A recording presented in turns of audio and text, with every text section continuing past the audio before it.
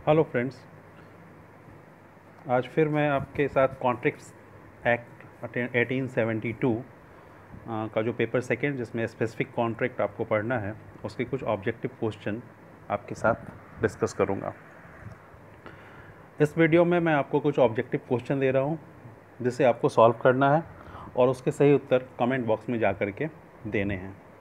Next video में मैं उसके सही उत्तर पूरे डिटेल्स के साथ डिस्कस करूंगा।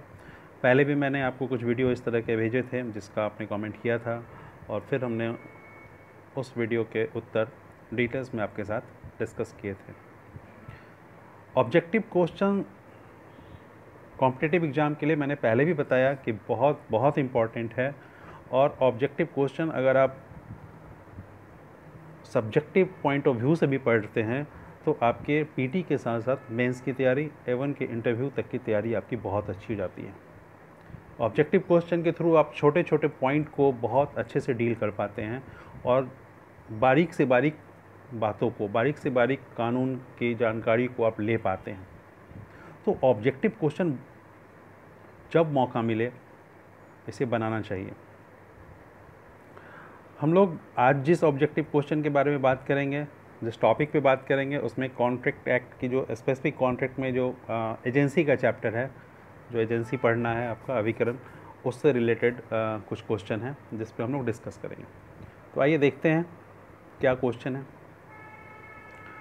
पहला क्वेश्चन है आपसे, संविदा अधिनियम 1872 की धारा 182 के अंतर्गत राष्ट्रीय कपड़ा निगम लिमिटेड, ऑप्शन ए है सरकारी विभाग है, ऑप्शन बी केंद्र सरकार का अभिकर्ता है, ऑप्शन सी केंद्र सरकार का अभिकर्ता नहीं है और ऑप्शन डी राष्ट्रपति की सहमति पर केंद्र सरकार का अभिकर्ता है।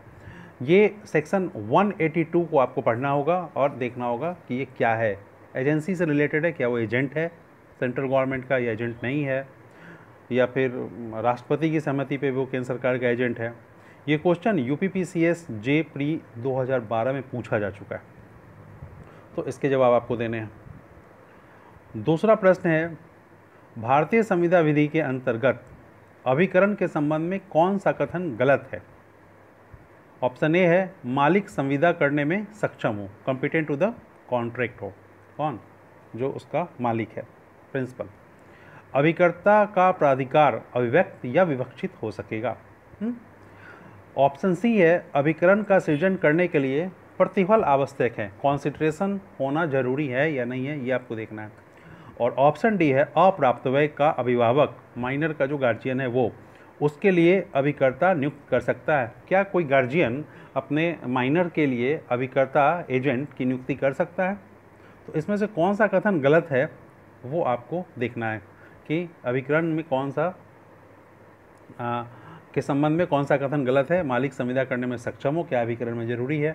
अभिकर्ता का प्राधिकार अभिव्यक्त या विवक्षित हो सकता है, सही है या गलत है। अभिकरण का सृजन करने के लिए कॉन्सेंट्रेशन का होना जरूरी है, सही है या गलत है। अप्राप्तवय का अभिभावक, उसके लिए अभिकर्ता नियुक्त कर सकता है, सही है या गलत है, आपको बताना है।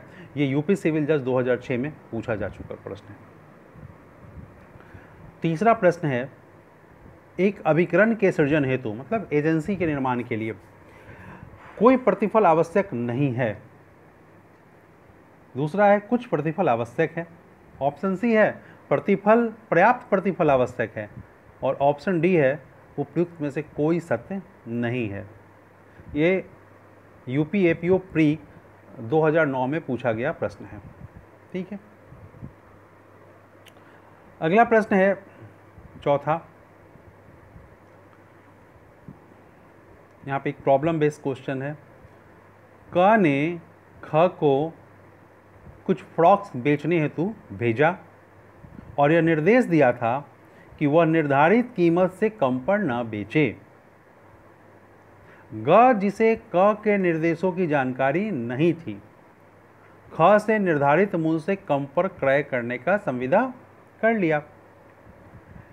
एक बात क ने ग पर पूरे मूल्य का न्यायालय में प्रस्तुत किया। यह निर्णय किया गया कि क ग और ख के बीच हुए कम मूल्य के संविदा से बाध्य है। ठीक है, तो इसका ऑप्शन है ए आवश्यकता द्वारा एजेंसी के द्वारा, ये यहाँ पे वो बाध्य हो जाएगा। ऑप्शन बी है भुगतान द्वारा एजेंसी, और सी है समान एजेंसी, और डी है विधि द्वारा एजेंसी, एजेंसी बाई लॉ, आवश्यकता द्वारा एजेंसी बाई नेसेसिटीज, है ना। तो ये जनरल एजेंसी है, क्या है ये आपको बताना है, और ये प्रॉब्लम बेस्ड क्वेश्चन है। एमपी सिविल जज 1981 में ये प्रश्न पूछा जा चुका है। देखते हैं अगला प्रश्न क्या है। पांचवा, आवश्यकता के अभिकरण का सिद्धांत, agency by necessities. Option A है आपातिक स्थितियों में जब मालिक के साथ संसूचना संभव नहीं है लागू होता है। ऑप्शन बी समान स्थितियों में जहां मालिक के साथ संसूचना संभव है लागू होता है। ऑप्शन सी अभिकरण विधि में अज्ञात है, ऐसा कुछ पद दिया हुआ नहीं है। और ऑप्शन डी है उपयुक्त में से कोई नहीं। ये प्रश्न झारखंड सिविल जज 2008 में पूछा जा चुका है, इसमें आपको जवाब देने हैं। छठा प्रश्न है अभिकर्ता की नियुक्ति की जा सकती है, एजेंट की नियुक्ति की जा सकती है। ऑप्शन ए है स्वस्थ चित्त अप्राप्तव्य द्वारा। एजेंट को कौन नियुक्त कर सकता है? तो एक है कि जो व्यक्ति स्वस्थ हो लेकिन वो क्या है, माइनर है, क्या वो नियुक्त कर सकता है। ऑप्शन बी है स्वचित प्राप्तव्य द्वारा, मतलब फिट एंड फाइन है और वो मेजर के द्वारा किया जा सकता है। किसी भी व्यक्ति द्वारा जो स्वचित हो, ऑप्शन सी किसी भी व्यक्ति द्वारा जो क्या हो, स्वस्थ चित हो। और ऑप्शन डी है किसी भी प्राप्तव्य द्वारा जो स्वचित हो या नहीं हो। इसमें से कौन सा सही है, ये भी सिविल जज एमपी सिविल जज में पूछा हुआ प्रश्न है। सातवां, उपाभिकर्ता सब एजेंट के संबंध में कौन सा कथन सही है? उसे अभिकरण के कारोबार में मालिक द्वारा नियोजित किया जाता है। ऑप्शन बी उसे अभिकरण के कारोबार में मूल अभिकर्ता द्वारा नियोजित किया जाता है। उसका अपॉइंटमेंट किसके द्वारा किया जाता है? ऑप्शन ए में मालिक द्वारा, और ऑप्शन बी कहता है मूल अभिकर्ता द्वारा। ऑप्शन सी है वह मालिक के नियंत्रण के अधीन कार्य करता है, और ऑप्शन डी है अभिकर्ता उपाभिकर्ता के कार्य के लिए मालिक के प्रति उत्तरदायी नहीं है। जो उपाभिकर्ता है वो अभिकर्ता जो है, जो मेन मूल अभिकर्ता है, वो उपाभिकर्ता के कार्य के लिए मालिक के प्रति उत्तरदायी नहीं है। ये चार ऑप्शन है, इसमें आपको सही उत्तर ढूंढने हैं, और सही उत्तर ही नहीं ढूंढने हैं, इस सही उत्तर के साथ साथ इसको डिटेल्स में इस पर रिसर्च करना है, इसको देखना है, इसको पढ़ना है। ये यूपीपीसीएस प्री में 2010 में पूछा गया प्रश्न है। आठवां प्रश्न है अभिकरण की विधि के अंतर्गत अनुमोदन का प्रभाव है भविष्यलक्षी, ऑप्शन ए। ऑप्शन बी भूतलक्षी। ऑप्शन सी मामले के तथ्य एवं परिस्थितियों पर निर्भर रहते हुए भविष्यलक्षी या भूतलक्षी।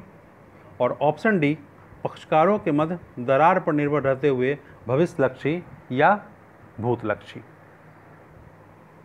ये यूपीएपीओ प्री 2009 में पूछा गया प्रश्न है। नौवां प्रश्न है ख को क यह प्राधिकार देता है कि वह क की भूमि बेच दे और उस विक्रय के आगमों में से उन ऋणों का संदाय कर ले जो उसे क द्वारा सौदे है। किसी अविभक्त संविदा के अभाव में क इस प्राधिकार का प्रतिसंहरण कर सकता है। ऑप्शन ए है। ऑप्शन बी है क की उन्मत्तता से प्राधिकार का पर्यवसान हो सकता है। ठीक है। ऑप्शन सी है क की मृत्यु से प्राधिकार का पर्यवसान हो सकता है।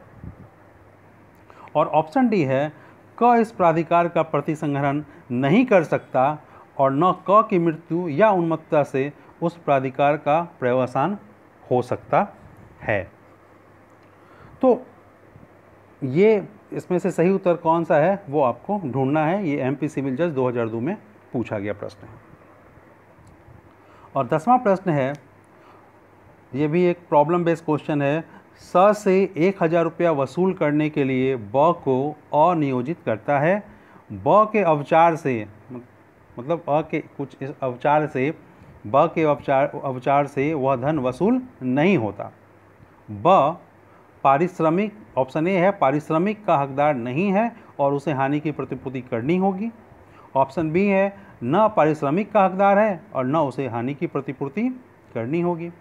ऑप्शन सी स से पारिश्रमिक का हकदार है और ऑप्शन डी उपयुक्त में से कोई नहीं।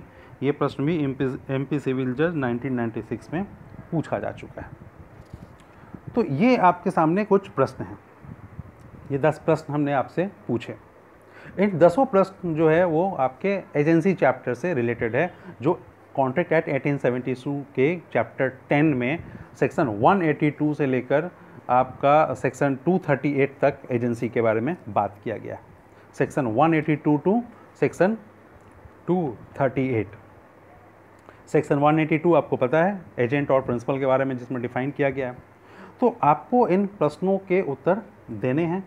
जो कौन सा ऑप्शन सही है आप कमेंट बॉक्स में जाइए और उसमें आप उत्तर भेजिए। अगर आपके कोई क्वेश्चन है, क्वेरी है, तो आप वो पूछ सकते हैं। ऑब्जेक्टिव क्वेश्चन को मैंने पहले भी बताया है, ऑब्जेक्टिव क्वेश्चन किसी भी कॉम्पिटिटिव एग्जाम के लिए बहुत ही इंपॉर्टेंट है। और ऑब्जेक्टिव क्वेश्चन को अगर आप डिटेल्स में जाके पढ़ते हैं, ऑब्जेक्टिव क्वेश्चन को सिर्फ एक ऑप्शन को आंसर रट करके, उसका रट्टा मार के याद ना करने की जगह पे आप उसको समझ के उससे रिलेटेड सेक्शन, उससे रिलेटेड जो केसेस हैं या उससे रिलेटेड जो अगल बगल के सेक्शन हैं, जुड़े हुए सेक्शन हैं, उसको भी साथ में लेके पढ़ते हैं, तो आपके न सिर्फ पीटी की तैयारी होती है बल्कि आपकी मेंस की भी बहुत अच्छी तैयारी हो जाती है। अगर आप चाहते हैं कि आप जुडिशरी जे कम्पीट करें, या फिर आप जाना चाहते हैं जेएलओ के लिए, लॉ अफसर के लिए, एपीओ के लिए, नेट के एग्ज़ाम के लिए, तो इन सभी की तैयारी आपको अभी से इस प्रकार से करनी होगी। ऑब्जेक्टिव प्रश्न में छोटी छोटी बातें जो हैं ट्विस्ट करके पूछी गई होती है, और ये छोटी छोटी चीज़ आपके ध्यान में ऑब्जेक्टिव प्रश्न में बहुत आसानी से आ जाता है और आपका कॉन्सेप्ट एकदम से क्लियर हो जाता है अगर आप इसको पढ़ते हैं तरीके से। तो आप इन प्रश्नों को ढूंढिए और इन प्रश्नों के जवाब ढूंढिए, और प्रश्नों के जवाब ढूंढने के साथ साथ इसके डिटेल्स में जाके इनको पढ़िए और इसके जवाब दीजिए। मैं नेक्स्ट वीडियो में डिटेल्स में इसके उत्तर आपको दूंगा।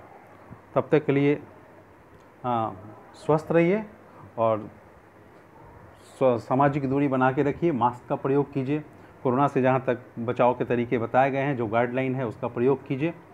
हाँ, बहुत बहुत धन्यवाद।